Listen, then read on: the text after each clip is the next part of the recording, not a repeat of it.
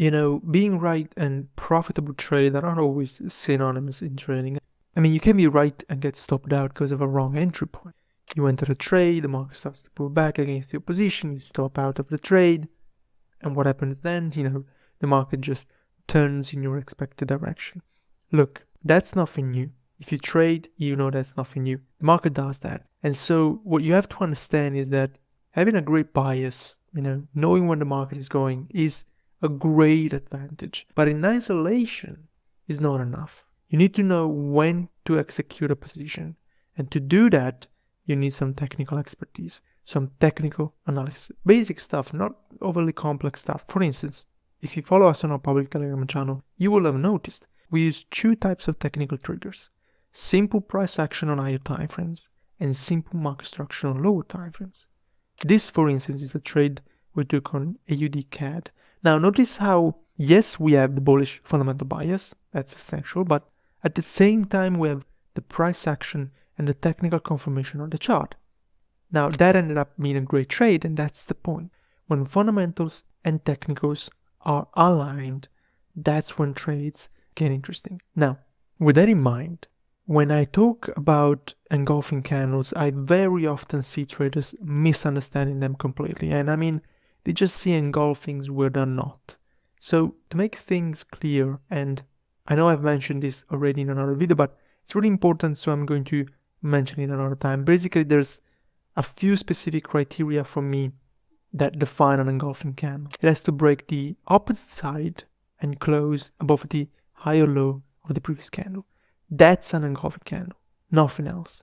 And the reason is simple, because that specific behavior with the break of the low and close above back the highs of the opposite candle form a specific type of intraday price action where price fails to break one side and then quickly engulfs the other side.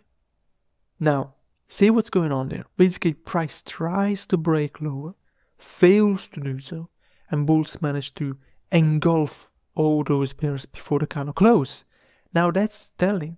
To me, that's really telling, and it's telling that bulls have control, confidence, conviction. However you want to put it, it's a great technical indication that one specific side of the market is much stronger than the other.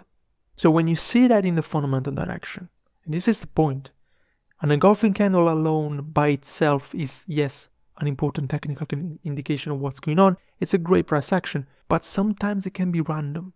I mean, price action setup can be formed for many reasons. Some are the right reasons, some are just random reasons, because there are many different types of participants in the market. Some are there to speculate on price fluctuations, and some aren't. So when you see an engulfing or any specific type of price action that you watch for, then the question to ask is, what actually formed that specific candlestick? I mean, was there a specific fundamental catalyst that shaped that flows and sentiments to create that exact price action, that exact behavior? Or was it just random flows, which are not really relevant for market sentiment and direction?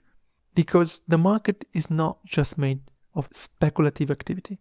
There's commercial flows, portfolio managers that have to hedge currency exposures, regular cross-border transaction, and on and on.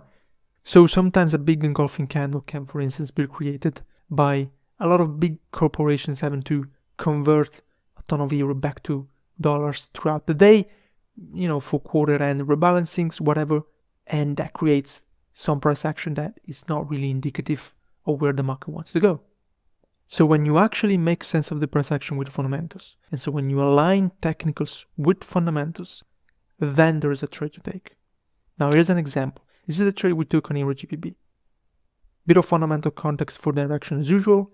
In this case, it was the dovish Bank of England that set the context bearish for the pound specifically. And at the same time, we had both a breaking market structure on the hourly chart and a big bullish engulfing candle on the daily chart. Now similarly, this is another trade. This is a GBP USD trade.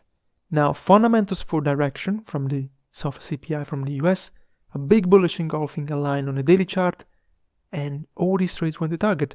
Euro GBP, GBP USD, AUD CAD. I can go on and on and on with examples, but the point is simple. Fundamentals are great, technicals are great, but neither of those in isolation are enough to be consistent. It's when you combine both together, you get those high quality, high conviction trades, those trades that you're comfortable taking, you're comfortable holding, and you just let them run. That's the difference.